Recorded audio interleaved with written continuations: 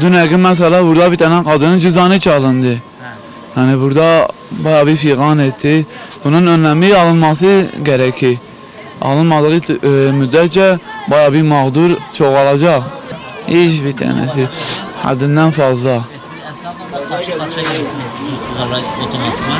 He, orası da öyledir. İşe yansıyor değil abi. İşe yansıyor, millet artık korkuyor, cebini kolluyor. Millet korkuyor doğru düzgün bir kalabalık oluyor hemen diyor ya uyuz oluyor kendinden, diyor ya cebime girerlerse ya böyle param çalınırsa. Budur yani. Millete bir korku vardır hırsızlıktan dolayı. Şimdiye kadar ne iftara kadar bir tane polis dahi burada kalkıp gezmiyor. Hani herkes kendi şey yapıyor ama gene de yetersizdir yani. Onlardan muhakkak birkaç tane polis bir zabıta tutulaydı.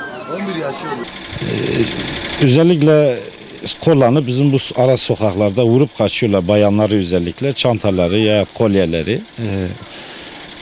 Tedbir babında da ciddi bir şey yok yani. Emniyet zaten buralara girmiyor.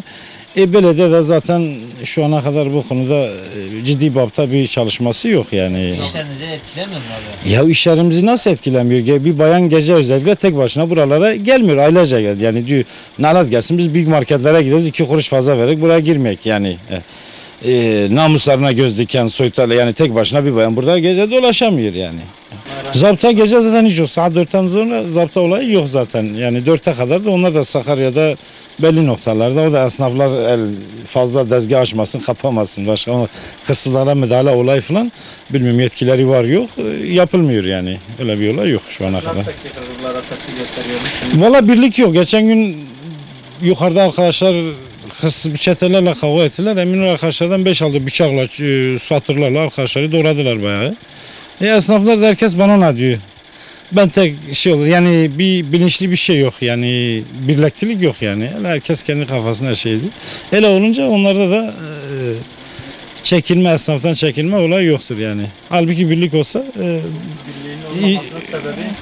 vallahi bilinçli esnaf olmama, örgütlenme olmama, yani esnaflar arasında diyalog kopukluğu, birliktelik yani olmamasında kaynaklanıyor yani. Yoksa şeyden değil. Tabii bunu yönlendirecek şeyler de yok.